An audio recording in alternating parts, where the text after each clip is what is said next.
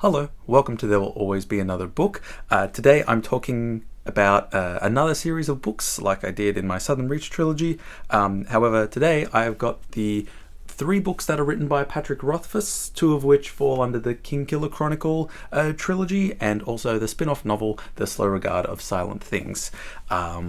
All in all, my overall rating with these books is that the whole series so far is just a 4 out of 4 stars.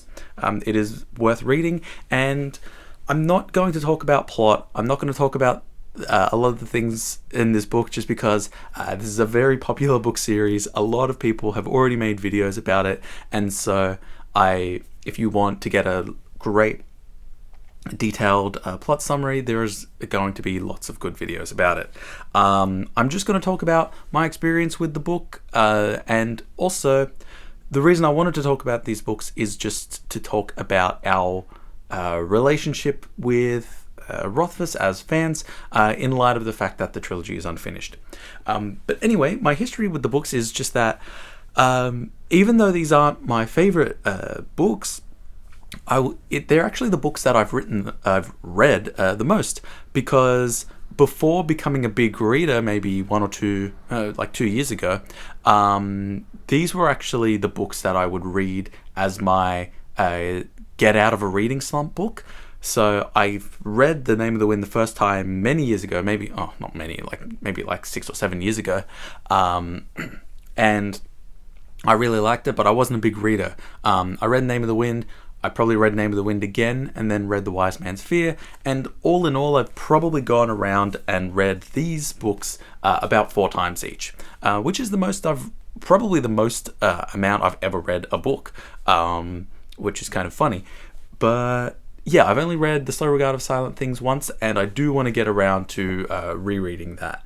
But anyway, I really like them. I think that they're good. They're, to some degree, I wonder if maybe the fact that I've given them 4 out of 4 is only because I've read them so much, and so some of the wow factor gets lost, and I maybe fear that some of my current 5-star books, if I read them and reread them, they'll slowly drop down to 4. But that's the way it'll be.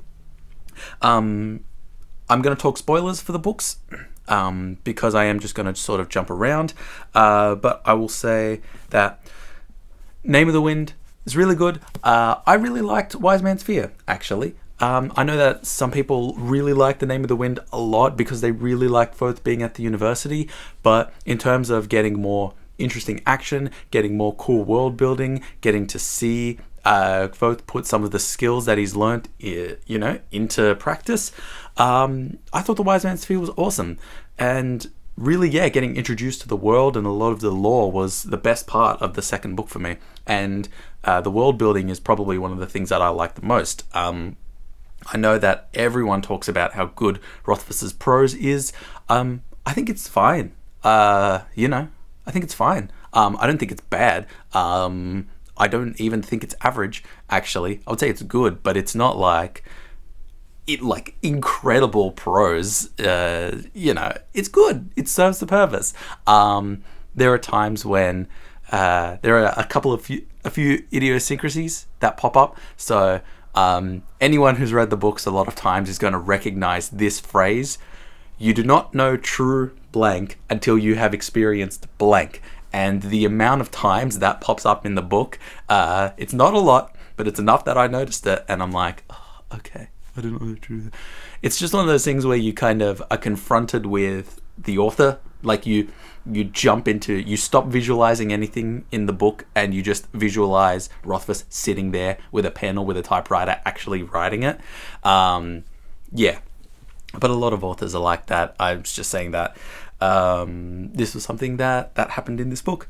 I do find that the second book is when some of the magic starts to get a little bit softer, particularly something Brandon Sanderson talked about, where he talks about whether you if you have magic and it's got a sort of like a cost or a currency, say in the Mistborn series, they have to have swallowed metal. They need to have the metal in them to burn in order to do the magic.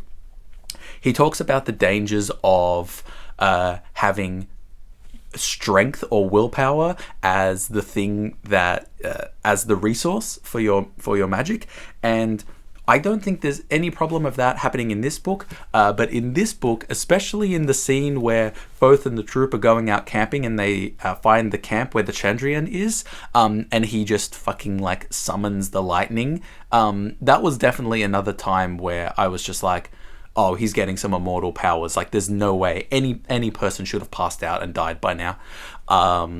But yeah, I've thought that was okay, but that was just one of those series where I was like, wow, in the first book he's really stressing, and he really wants to make this great magic system, this great solid hard magic system. Thoth is getting a little bit too powerful, I guess, in the second book. Before I forget, I do just quickly want to talk. So Regard of Silent Things is great. It's a book that follows Ori, and it's either set in between the first and second book, or it happens during the second book. I can't quite remember, but my guess is that it's the first. I think in this book, the part where Thoth goes away and then comes back is when he goes to Treborn at the end of the first book, and then he comes back. So yeah, but correct me if I'm wrong. I honestly just don't remember. But anyway, it's a sort of in-between novel, and it's really, really good. And I think that's sort of all I wanted to say about the books. I do want to talk a little bit just about us as fans, and elephant in the room, the book series is not finished. It's meant to be a trilogy. We don't have Doors of Stone. It's been many years, and no sight of it. As everybody, I'm keen for the last book, and I can only sort of, my problem is that I can only go on for so long saying, oh, it'll come when it comes, without eventually deteriorating into just not caring anymore.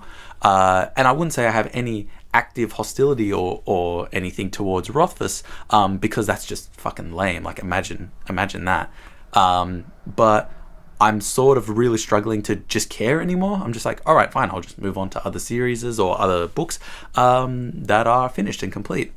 But to hopefully, maybe shine a new light or perspective on it, I thought of this analogy or whatever, which is, imagine that you're a painter and you want to create a really, really big work, like Hieronymus Bosch style massive work, and that the work has got to be, I guess, like a Bosch painting, sort of in 3 parts, and you do all of the background. If there's sky, paint the canvas blue. If there's ground, you do mixtures of like brown and green. This is so showing that I'm not a painter, but anyway, I hope the analogy still works. You've set up all the background and you're like, all right, cool, I'm just going to start with the first part. I want to make the top third perfect. And so you go through and you paint it, and that top third is just amazing. A lot of people get hyped up and they're like, oh yeah, this is really cool. Can't wait to see you finish your painting. And then you're just like, whew, you get a little bit burnt out because you made something that's perfect, and you take some time, maybe a little bit more time than people would hope, but eventually you go through and you paint the middle part, and that's also amazing, and it's really good. And then after you finish it, a magic fairy or elf sneaks into your room and steals your painting, and just is like, all right, bye. And leaves, and you're like, oh, where's my thing? 2 years go by, 3 years, 5 years, 10 years go by, and you're just convinced that like, oh, I'm never going to get this back again. So you just sort of move on. You do your own things. You're a bit discouraged. You don't be a painter anymore. But then suddenly the elf just shows up again after more than a decade, and it's like, oh, here's your painting. And you're like, what the hell am I supposed to do with this now? I've moved on and become a whole different person. I've lived this life. And I've also grown as an artist, even if I haven't made anything. Like, I've grown as a person, and so I've grown as an artist. And my point in all of this, that should be obvious, is that whether or not it's an elf that steals your ability to make work, or whether it's depression or anything, the point is that we're still in the same position. Rothfuss is plus 10 years down the line from having written The Wise Man's Fear, and plus 20 years down the line from having started this series, that, I can't help but feel that it would just be it. Oh, I can see why it's so hard to continue it, but I really honestly just sort of wish he would use the third book as a mysterious, like a token, or an icon or something, and would just violently write around it, or voraciously write around it. So just give us a book on Elladan, give us a book on the troop, give us a book on Lanre and Lyra and Celatos. Man, I don't care. Just honestly, never give us the third book. I don't care. I've moved into denial now. But I think the world that he's created is really cool, and so it would be awesome if he would or could keep writing. And maybe just us fans, we could be more kind of forgiving or understanding of his position. I know that most people who are actual fans are, and it's you're not going to be able to say anything or do anything about the trolls, but yeah, it's an interesting environment. We still sort of ended up in a position where Rothfuss has grown as a person, but he still has to write this book that he started ages ago. I know that I'm a musician, and so it doesn't take as long to make works, but if that same scenario happened to me, I would just completely scrap it and start again. But I digress. That's pretty much all I wanted to say about the book, books. Remember to keep on reading, because there will always be another book, and I will see you in another video.